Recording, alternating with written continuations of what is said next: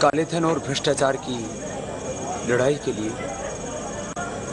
बहन राजबाला ने अपनी शहादत दी है, अपनी कुर्बानी दी है। अपनी ओर से हर स्वाभिमान के 1 करोड़ से ज़्यादा सक्रिय कार्यकर्ताओं की ओर से और 100 करोड़ से ज़्यादा लोग जो इस भ्रष्टाचार को मिटाने के लिए, काला धन देश को दिलाने के लिए और भ्रष्ट व्यवस्थाओं के स्थान पर देश में न्यायपूर्ण अर्थव्यवस्थाओं के लिए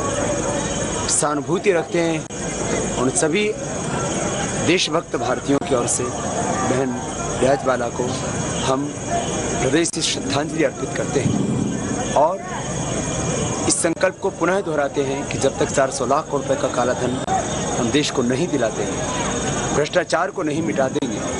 और जब तक व्यवस्था परिवर्तन नहीं कर देंगे, तब तक हम संघर्ष करेंगे। पूरी ताकत के साथ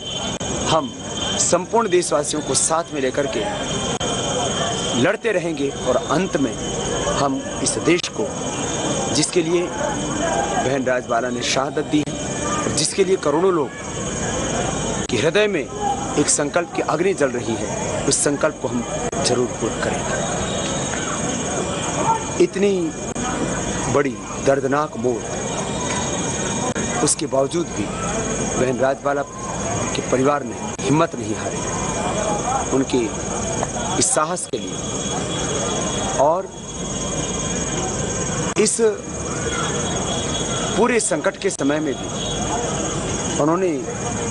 पूरी तत्परता के साथ बहन राजबाला की देखभाल की और एक बार भी मुख से उफ तक नहीं कहा। उनके इस उच्च आदर्श के लिए हम पूरे परिवार के प्रति अपनी संवेदनाएं व्यक्त करते हैं और जो लोग बहन राजबाला के हत्या के लिए गुनहगार हैं, जिम्मेदार हैं, हम उनको भी सजा जरूर दिलाएंगे। रामलीला मैदान में शांतिपूर्वक जो सत्याग्रह कर रहे थे काला धन देश को दिलाने के लिए, भ्रष्टाचार को मिटाने के लिए, व्यवस्था परिवर्तन के लिए, देशभक्तों के ऊपर जिस तरह से क्रूरता, बर्बरता और अत्याचार किए, बहन राजबाला ने तो अपना बलिदान देकर के, अपनी शहादत देकर के, अपनी कुर्बानी देकर के एक बहुत गौरवमय इतिहास बनाया। कल शाम को देश के सभी जिलों में भारत स्वाभिमान के महिला पतंजलि योग समिति के और पतंजलि योग पीठ के साथ जुड़े हुए और देश भर में जो इस काले धन को वापस लाने के लिए, भ्रष्टाचार को मिटाने के लिए, व्यवस्था परिवर्तन के मुहिम के लिए हमारे साथ में जुड़े हुए सभी देशभक्त नागरिक बहन राजबाला के लिए कल 5 बजे के बाद हवन करेंगे, प्रार्थना करेंगे और सभी जिला मुख्यालयों से गवर्नमेंट के नाम एक ज्ञापन दिया जाएगा कि बहन राजबाला की हत्या के लिए एक निर्दोष देशभक्त, इस महिला की हत्या के लिए जो भी गुनहगार हैं उनको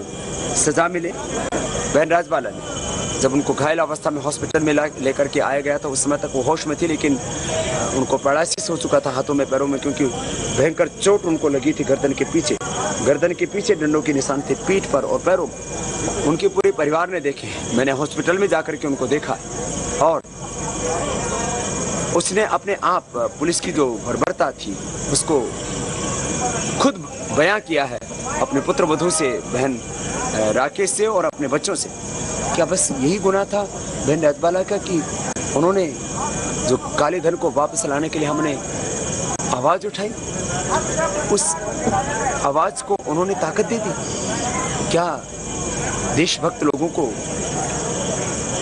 मौत मिलेगी? मैं सब देशभक्तों से आह्वान करूंगा कि जो जहां हैं वहां इस बहन राजबाला की शहादत के, उनके बलिदान और कुर्बानी के इस कार्यक्रम में वो सब अपने अपने जिलों में सम्मिलित होकर के बहन राजबाला को श्रद्धांजलि दें और जो लोग आ सकते हैं वो बहन राजबाला का जो गांव है भटाना गांव, जो कि सोनीपत जिले में पड़ता है, मैं स्वयं वहां पर कल जा रहा हूं 27 सितंबर को 2 बजे उनकी अंत्येष्टि रखी गई है और जो भाई बहन हरियाणा, खास करके दिल्ली और उत्तर प्रदेश से जहाँ से आ सकते हैं वो ज़रूर आएँ। और आकर के एकजुटता के साथ संगठित होकर के जो भ्रष्ट बेईमान और गद्दार लोग वतन को लूट रहे हैं उनको ये बता दें कि अब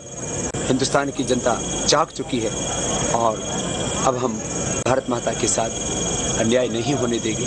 अत्याचार नहीं होने देंगे और हम अपना हक किसी भी कीमत पर लेकर के रहेंगे। इसलिए पुनः सभी का आह्वान करता हुआ कि कल भटाना गांव में सभी जो सोनीपत जिले में पड़ता है वहां पहुंच करके बहन राजबाला की अंत्येष्टि संस्कार में सम्मिलित होकर के उनको अपनी श्रद्धांजलि देने के लिए अवश्य पहुंचें। और हमें ये कहते हुए अफसोस होता है, बहुत दुख होता है, बहुत वेदना होती है, बहुत पीड़ा होती है